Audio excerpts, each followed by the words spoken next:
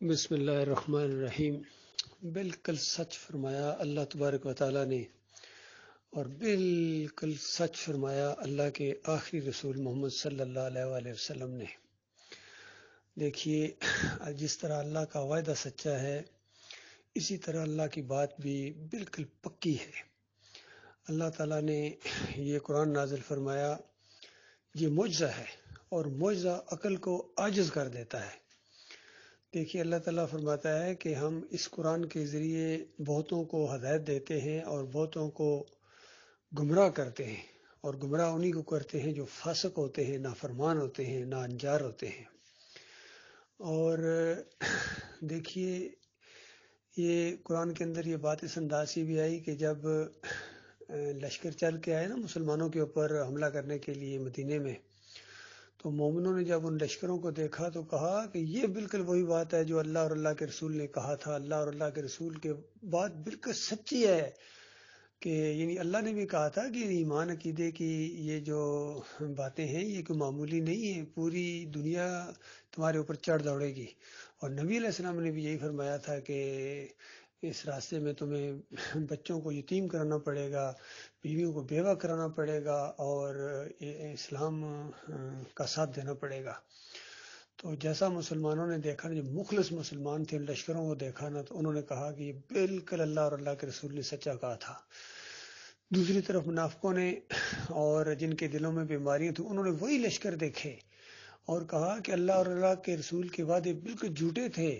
ہمیں تو یہ کہا جا رہا تھا کہ کیسر و کسریٰ کے جناب خزانے ملیں گے اور اتنی فتوحات ہوں گی، تم غالب رہو گے، اور یہاں جان بچانی مشکل ہو گئی ہے۔ تو یہ تو جھوٹی باتیں تھیں ساری۔ دیکھیں، حالانکہ دونوں باتیں نبی صلی اللہ علیہ وآلہ وسلم نے کہی تھیں، دونوں کا وعدہ کیا گیا تھا، اور مسلمانوں نے اس کو کس طرح لیا، اور کافروں، مشرکوں اور منافقوں نے اس کو کس طرح لیا۔ بالکل اس پوسٹ کے اندر بھی یہی بات ہے۔ دیکھیے، اوپر انہوں نے ایک آیت لگائی ہے جس کا ترجمہ یہ ہے کہ یعنی اللہ تعالیٰ کہہ رہا ہے کہ اگر تم دین پر نہیں چلو گے، یعنی دین کے تقاضے نہیں پورے کرو گے، تو اللہ تعالیٰ دوسری قوم کو لے آئے گا۔ تو یہ آیت ہے قرآن کی۔ تو اس کا معنی مفہوم یہ ہے کہ دین کے تقاضے پورے کرو، اور اگر تم نہیں کرو گے تو اللہ تعالیٰ تمہارا محتاج نہیں ہے، اللہ تعالیٰ اوروں کو لے آئے گا جو دین کے تقاضے پورے کریں گے، اور اللہ تعالیٰ ان کے اوپر اپنی نوازش کرے گا۔ تو یہ اس انداز سے بالکل سادہ سی بات سمجھ میں آتی ہے۔ اب ایک حدیث کے اندر نبی علیہ السلام نے فرمایا، وہاں اللہ کی رحمت اور شفقت کی باتیں ہو رہی تھیں کہ اللہ اتنا مہربان ہے، اور اللہ تعالیٰ نے یہ جو منصوبہ بنایا اتنا مکمل ہے اور اتنا حکیمانہ ہے کہ ایک ایسی مخلوق کو پیدا کیا جائے جو گناہ اس سے سرزد ہو جائیں، یہ نہیں گناہ کرے، یہ گناہ سرزد ہوں گے اس سے۔ جس طرح ایک روایت میں آتا ہے، کل ابن آدم الخطاؤن و خیر الخطاؤن التوابون، کہ آدم کے ہر بچہ جو ہے ایسی غلطی ہو جاتی ہے، گناہ ہو جاتا ہے، اور بہترین لوگ وہ ہوتے ہیں جو توبہ استغفار کرنے والے ہوتے ہیں۔ تو ظاہری بات ہے، فرشتے تو گناہ کرتے ہی نہیں ہیں، تو وہ تو توبہ استغفار کرتے ہی نہیں ہیں، چونکہ گناہ ہی نہیں کرتے، توبہ استغفار کیا کریں گے؟ اور وہ اللہ کے ہر وقت ہم بیان کرتے ہیں، تسبیح بیان کرتے ہیں۔ اب اللہ کی جو صفات ہیں، الغفار، وہ بہت زیادہ معاف کرنے والا ہے، الغفور ہے، بہت ہی زیادہ اس میں مبالغے کے صیغے ہیں کہ بار بار رحم کرنے والا ہے، معاف کرنے والا ہے، معاف کرنے کو پسند کرتا ہے۔ جس طرح وہ شب قدر کی بھی ایک دعا نبی علیہ السلام نے سکھائی کہ اس طرح مانگو اللہ تعالیٰ سے، اللہم انکا عفو تحب العفو فاعف عنی، کہ اللہ تو پورا کا پورا یعنی معافی ہے اور معاف کرنے کو پسند کرتا ہے، میرے مالک مجھے معاف کر دے۔ تو بتائیے، معاف تو اسی کو کیا جائے گا جو کوئی اس سے غلطی سرزد ہوگی، اور ایک شانہ انداز ہوتا ہے، اس میں بہت رحمت اور شفقت ہوتی ہے کسی کو معاف کرنا، اور اللہ کی یہ صفات عمل میں آتی ہیں جب کسی گناہ گار کو معاف کرتا ہے۔ اصل میں صحابہ کرام سے جب کبھی کوئی غلطی وغیرہ ہو جاتی تھی، کوئی ایسے گناہ چھوٹے موٹے ہو جائیں، تو وہ بہت زیادہ پریشان ہو جاتے تھے کہ یہ ہم سے کیوں ہوا ہے، شرمندگی ان کو ہوتی تھی، خوف بلکہ طاری ہو جاتا تھا۔ ایک خاتون تک کا واقعہ آتا ہے کہ اس سے ایک گناہ سرزد ہو گیا، اور بار بار آ کے کہتی ہے کہ یا رسول اللہ مجھے پاک کرے، یعنی حد جاری کرے تاکہ یہ دنیا میں میرا یہ گناہ ہٹ جائے اور میں یہ آخرت میں بچ جاؤں۔ تو اس طرح کے واقعات بھی ملتے ہیں، ڈر پیدا ہو جاتا ہے، خوف پیدا ہو جاتا ہے۔ تو ایسے ماحول کے اندر نبی علیہ السلام نے ان کو بتایا کہ دیکھو، تم ایک ایسی مخلوق ہو کہ جس سے گناہ ہوں گے، یہ نہیں ہو سکتا کہ تم سے گناہ نہ ہو، اور اگر بالفرض تم سے گناہ نہ ہو پھر تم فرشتے بن جاؤ، تو تم سے گناہ سرزد ہوں گے، اور اگر بالفرض تم اگر فرشتے بن جاؤ یا تم سے یہ گناہ ہو ہی نہ، تو پھر گویا اللہ تعالیٰ ایک اور مخلوق پیدا کرے جو گناہ کرے اور پھر اللہ اس کو معاف کرے. یعنی اللہ کا منصوبہ ہی یہی ہے.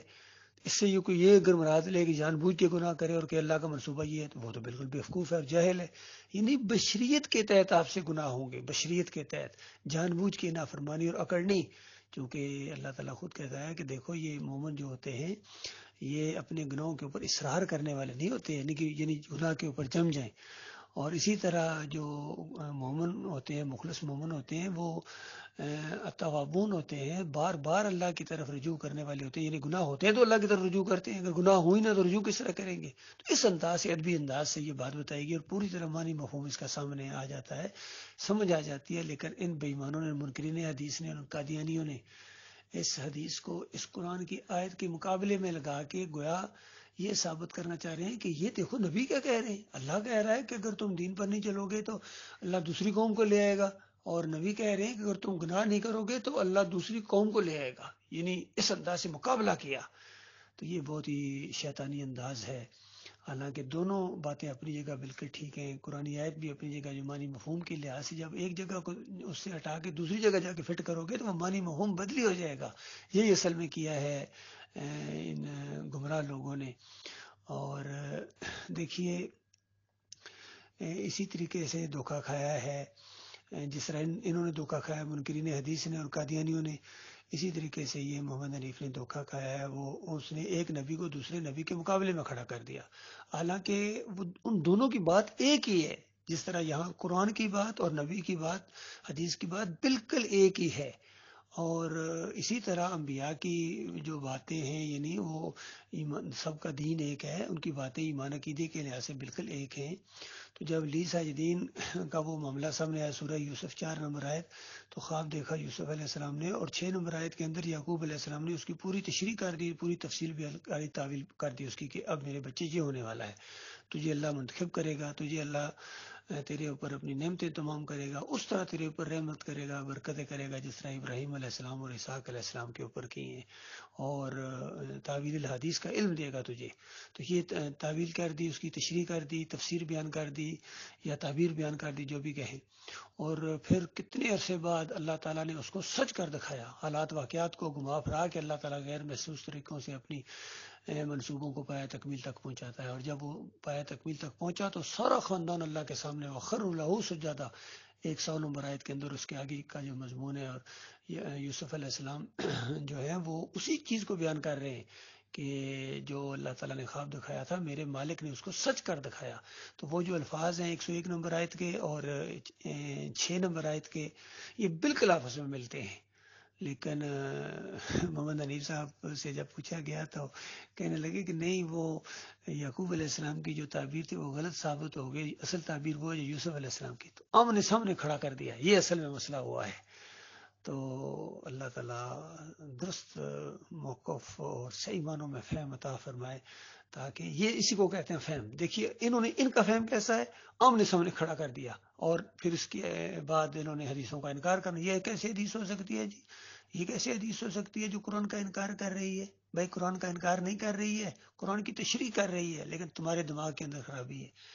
اسی طرح وہ جو سحر کے منکر ہیں، وہ اس آیت کو پیش کرتے ہیں کہ دیکھو اللہ تعالیٰ کہتا ہے کہ یہ ظالم کہتے ہیں کہ تم نے ایک سحر زدہ آدمی کی یعنی پیروی کر لی. تو جو اگر نبی علیہ السلام کو جو سحر کا اثر ہوا ہے اگر وہ مانے گا تو پھر تو وہ ظالم ہو جائے گا. تو اللہ کہہ رہا ظالم یہ کہتے ہیں. اور بے ایمانو، تمہارے فہم کے اندر یہ مسئلہ ہے. وہ مکہ کے اندر اترنے والی آیت ہے. اور وہ جو مسحور کہتے تھے وہ اس معنوں میں کہتے تھے کہ جب نبی علیہ السلام توحید کی دعوت دیتے تھے، رد شرک کرتے تھے، تو اس کے اوپر وہ کہتے تھے کہ ان کے اوپر جادو ہو گیا ہے، اور جادوگر ہیں جو ان کے پاس آ جاتا پھر انہی کا ہو جاتا ہے، اس پر جادو کر دیتے. اس معنوں میں کہتے تھے. تو اس معنوں میں جو بھی جادوگر کہے گا، چاہے اس دور کا ہو چاہے آج کے دور کا ہو، وہ کافر مشرک ہوگا. اور مدینے میں جا کے جو ان کے اوپر ایک سحر کا اثر ہوا ہے، یہ بھی ایک توحید کی بات ہے. اللہ تعالیٰ نے دکھایا کہ جب تک میں رکاوٹ نہ بنوں یا میں نہ بچاؤں تو کوئی نہیں بچ سکتے ہو. نہ مادی نقصان سے بچ سکتے ہو، نہ غیر مادی نقصان سے بچ سکتے ہو. تو یہ تو توحید کی نشانی ہے. اسی طرح قرآن کے اندر موسیٰ علیہ السلام کے اوپر بھی سحر کا اثر ہے. ان کو بھی لاٹھیاں اور رسیاں دوڑتی نظر آئیں، اور ڈر محسوس کیا موسیٰ علیہ السلام نے، اور اللہ تعالیٰ نے کہا کہ لا تخف، مت ڈرو، آپ جیت جائیں گے، آپ اوپر ہیں، کیونکہ آپ اللہ کے ایک منصوبے کا ساتھ دے رہے ہیں۔ سوال ہی نہیں پیدا ہوتا کہ جادوگر جیتے، جس انداز سے بھی آئیں گے یہ کبھی اللہ کا مقابلہ کر کے جیت نہیں سکتے ہیں اس انداز سے۔ تو دیکھیے انہوں نے کون سی آیت کو کہاں فٹ کر دیا۔ اسی طرح وہ آدم علیہ السلام کی جو ملائکہ کے سجدے کا معاملہ ہے، اس کی دلیل بنا کے محمد حنیف صاحب نے یوسف علیہ السلام کو سجدہ کرا دیا، سجدہ تعظیمی۔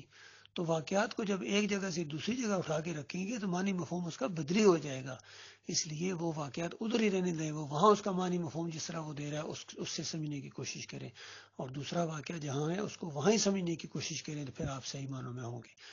لیکن بنی اسرائیل کے جو گمراہ مولوی اور پیر تھے، ان کی جہاں اور خرابیاں اللہ تعالیٰ نے بتائیں، وہاں یہ خرابی بھی بتائی کہ ان کا یہ کام بھی ہوتا تھا کہ واقعات کو، آیات کو ایک جگہ سے اٹھا کے دوسری جگہ کر دیتے تھے، معنی مفہوم بدلی کر دیتے تھے۔